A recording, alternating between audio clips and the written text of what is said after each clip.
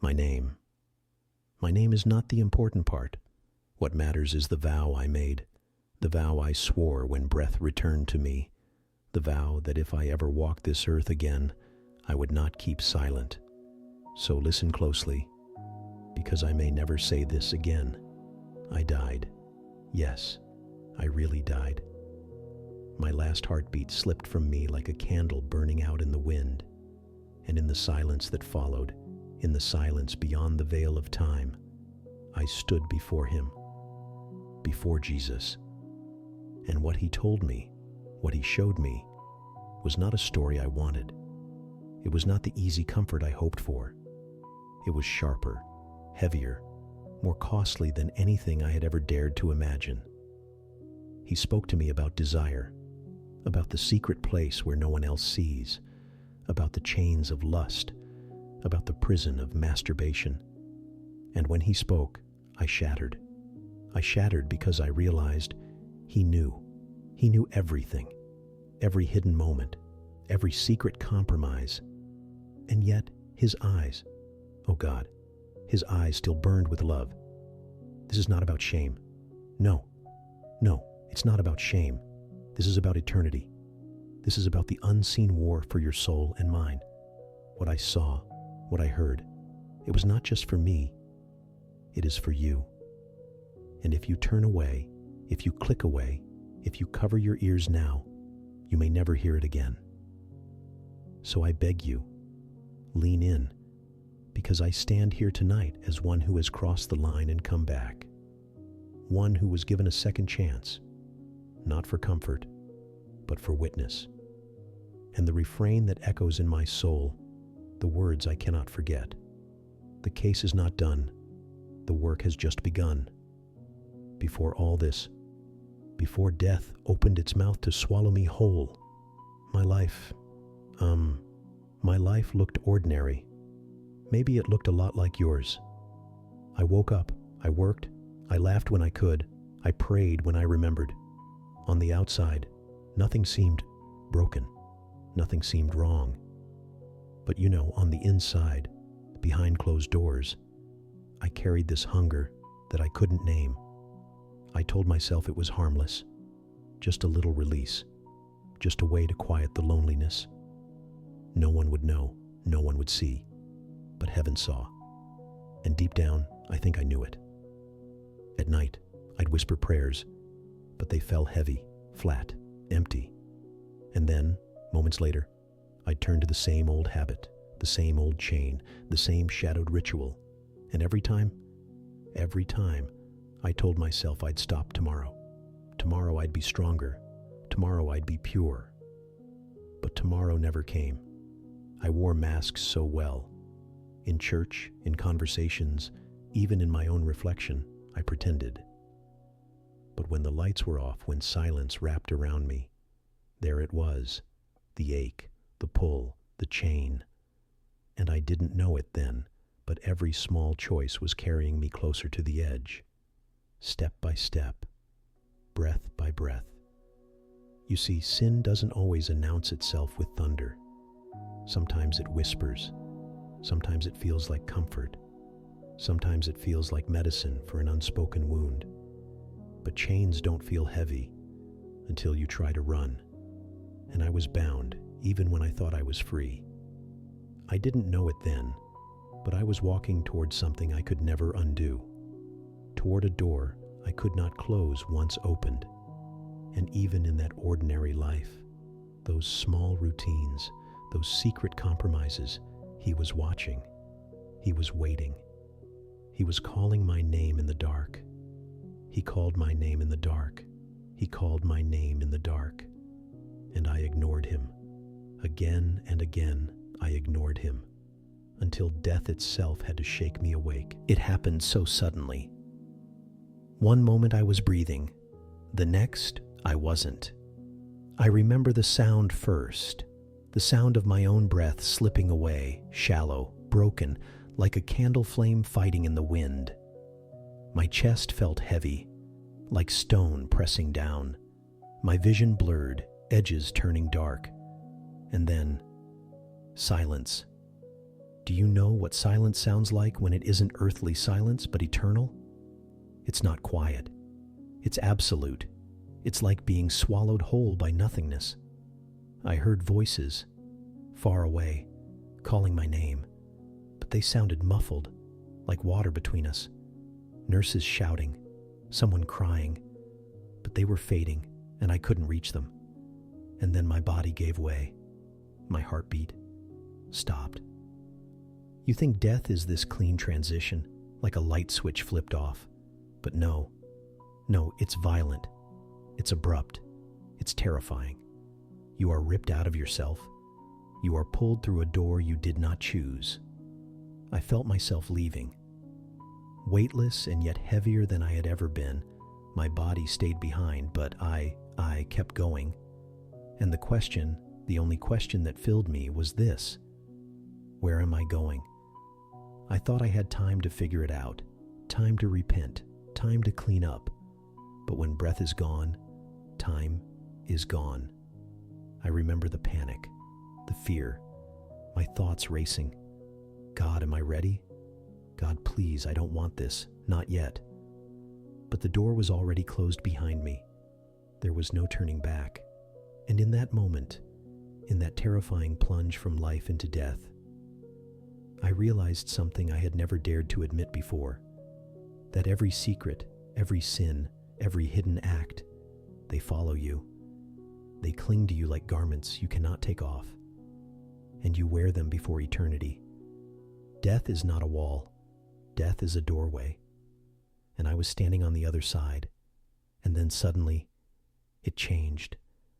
The darkness that swallowed me began to thin, like a veil being pulled back, thread by thread. At first I thought it was a trick of my mind, some final spark of a dying brain.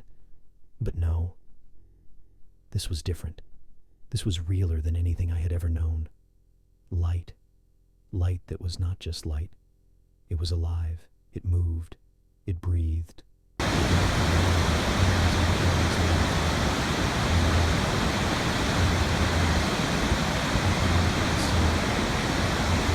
fire, but the warmth of love itself, like standing in the center of a heartbeat that was not mine, yet somehow was holding me together. I was no longer bound by time or space. I was in the eternal, and the silence I had feared a moment ago was filled now with music. Not earthly music, no melody you can write down on paper. It was harmony itself, as if the universe was singing and every note carried eternity in it. Colors. Oh God, the colors. They were not colors like here. They were living, breathing. They spoke without words. Gold that wasn't gold. Blue that felt like truth. White that burned but did not consume. And in that place, I felt no weight. The chains, the hunger, the shame that had followed me, they fell. For the first time, I knew what it meant to be free. I was home. Somehow, even though I had never seen it, I knew this was home. And yet, as beautiful as it was, as overwhelming as the love was, I felt it.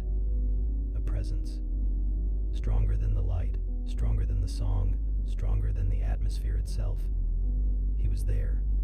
I couldn't see him yet, but my soul knew. Every part of me recognized it. Like a child recognizes their mother's heartbeat in the womb. It was him, Jesus. And though I had not yet turned my eyes upon him, his presence was enough to make me tremble, to make me weep, to make me realize everything hidden was about to be revealed. The light reveals what darkness pretends to hide. And in that eternal light, I knew my reckoning had come. And then, I saw him. I cannot explain it fully. To say he was light is not enough. To say he was fire is too small. To say he was love is still only a shadow of what he is. He stood before me, not distant, not untouchable, but closer than breath, closer than thought. And the very sight of him, it undid me. His eyes, oh God, his eyes. They saw everything, everything I had ever hidden, every secret moment, every compromise, every just one more time. They were all there, naked, unmasked, written across the fabric of my soul.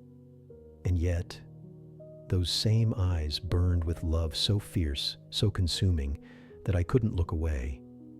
He called my name, not my full name, not my titles, not the name the world gave me. He called the name only he knew, the name heaven had spoken over me before I was born. And when he said it, every wall inside me crumbled. He called my name in the dark. And then his voice, not like thunder, not like wind, but like truth itself. His voice was the sound my soul had been aching for all my life. "My child," he said, and even those two words carried eternity in them. "Why do you chain yourself to what cannot satisfy?" I broke. Right there, I broke. Tears I didn't even know I had left poured from me, though I had no body.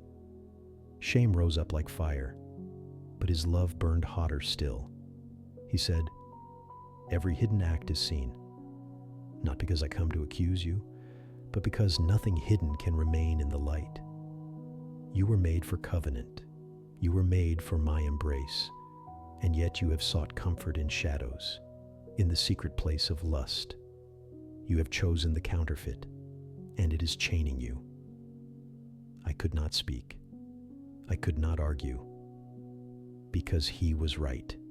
He was truth, standing before me, and his words cut through every excuse I had ever whispered to myself in the night. I thought he would condemn me. I thought he would turn his face. But instead, he drew closer, and with every step, I felt the unbearable weight of his holiness and the unbearable beauty of his mercy. The light reveals what darkness pretends to hide. And in his light, I knew the time for hiding was over. He did not look away. He did not soften his gaze. He looked straight into me, as though my very soul was glass in his hands. And then, he spoke again. "My child, do you know why the chain feels unbreakable? Do you know why you return again and again to the secret?" His voice pierced me, and I could only whisper in silence, "Why, Lord?"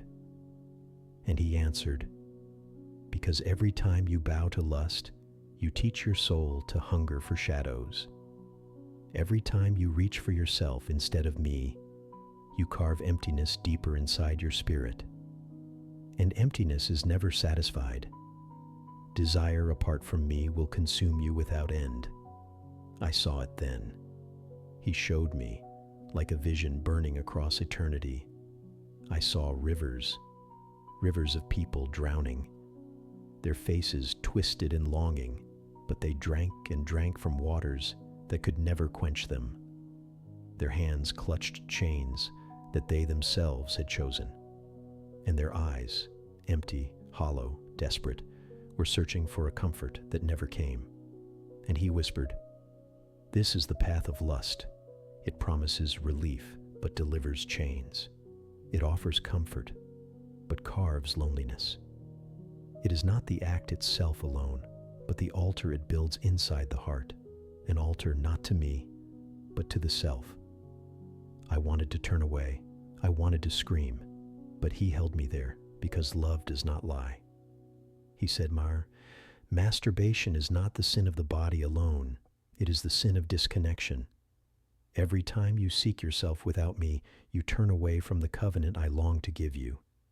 You exchange my embrace for an imitation that cannot heal."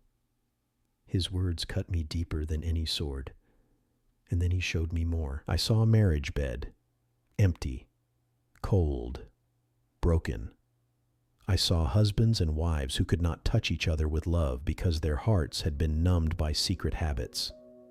I saw children growing in houses where intimacy had died in silence. I saw generations carrying wounds they could not name. And Jesus said, "This chain is not small. This chain ripples. It breaks hearts. It breaks homes. It breaks destinies. The enemy calls it harmless, but I tell you, it is poison. Poison that seeps slowly until it consumes. I fell to my knees. Though I had no body, my soul bowed low. I cried, Lord, I did not know. I did not understand. And he answered me with both fire and tenderness. You knew. Deep down, you always knew. My spirit whispered.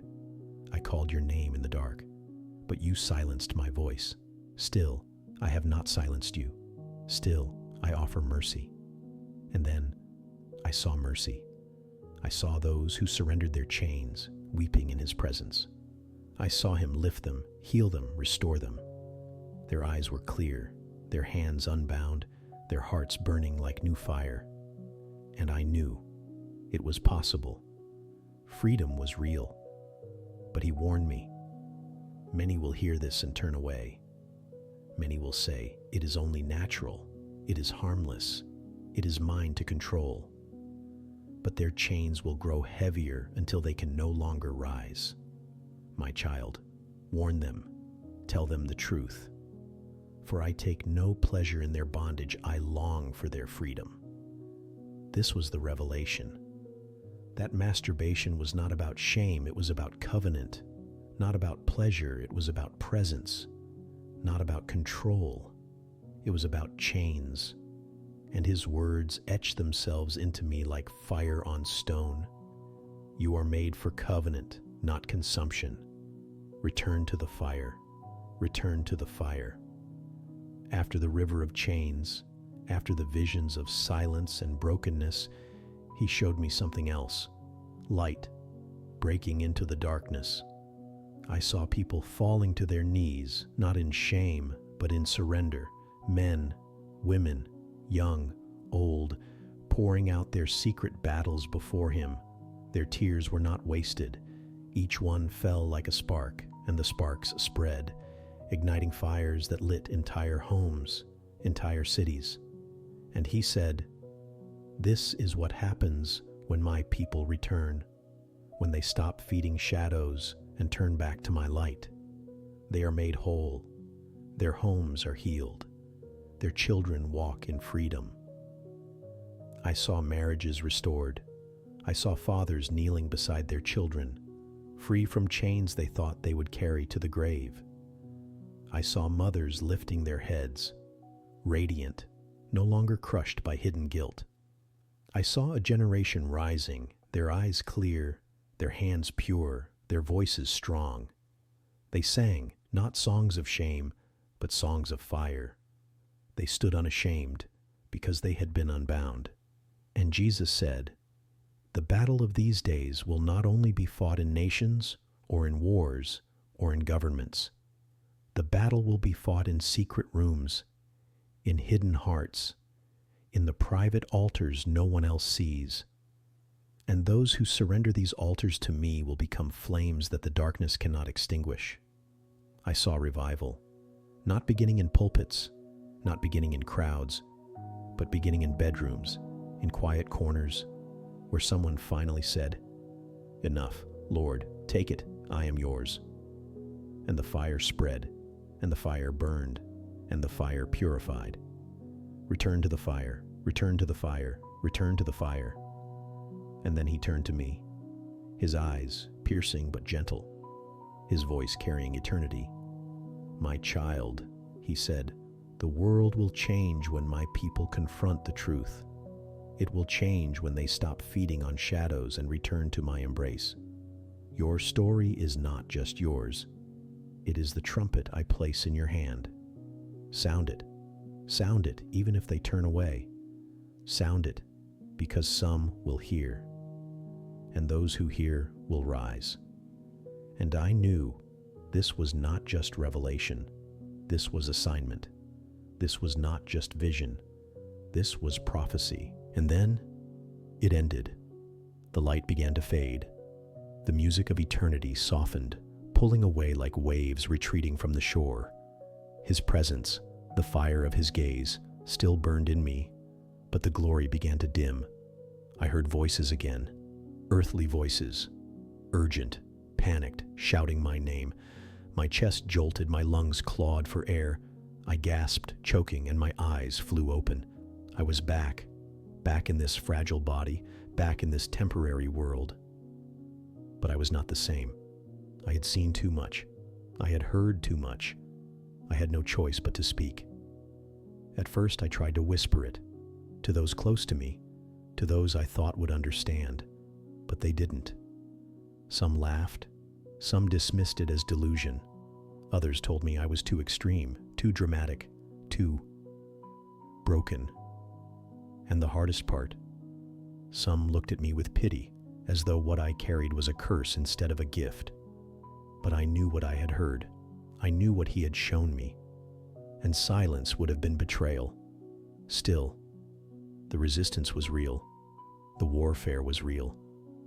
It didn't come only from outside. No, it came from inside too. The same old temptations returned, whispering, "Nothing really changed. You're the same. Just give in one more time." I felt the pull of shadows, even after the light had burned me clean. That's when I understood. Freedom is not just a moment, it is a war. And I had been sent back not only with vision, but with battle scars. Every day since, I've carried this weight. The memory of his voice, the fire of his eyes, the vow I made when I opened mine again. And the refrain keeps echoing, louder than doubt, stronger than temptation. Even when I feel like breaking, the case is not done. The work has just begun. Listen to me, please.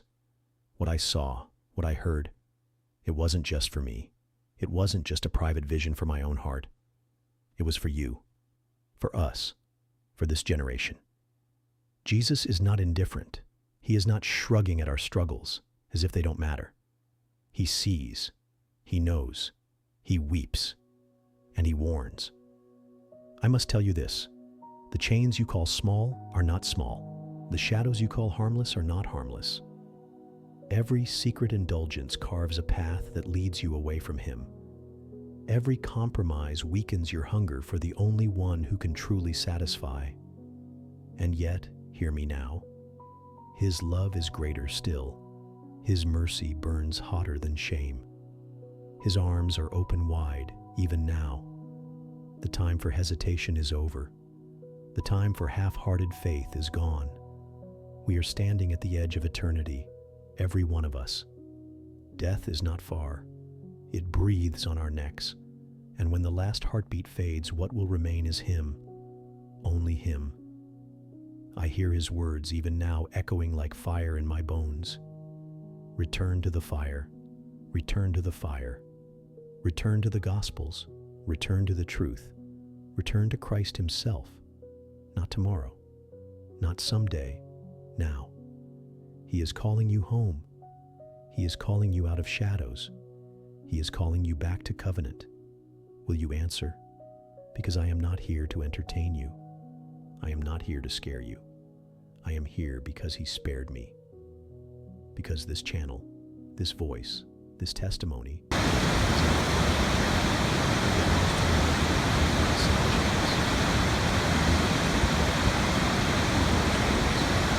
you're a second chance survivor too. But what you do with it will cost everything. The case is not done. The work has just begun. My name is still the same. My face is still here, but I'm not the same person who died that day. I was given a second chance, a chance to carry this truth to you, a chance to keep my vow that if I lived, I would speak, even if my voice trembled, even if no one believed me, even if it cost me everything. And so I speak to you, to your heart, to your eternity. Slow, hushed breath, I saw what waits beyond desire. I heard what Jesus says about the secret shadows we excuse, and I cannot unhear it. Neither can you. Tonight, when you lie in bed, when silence curls around you, when no one else is watching, these words will echo. Return to the fire. Return to the fire. You will hear his voice in the stillness. You will feel his hand pulling you back, and you will have to decide. Because eternity is not far. It is closer than your next heartbeat. I was sent back to say this: He loves you. He burns for you. He is waiting. But he will not wait forever.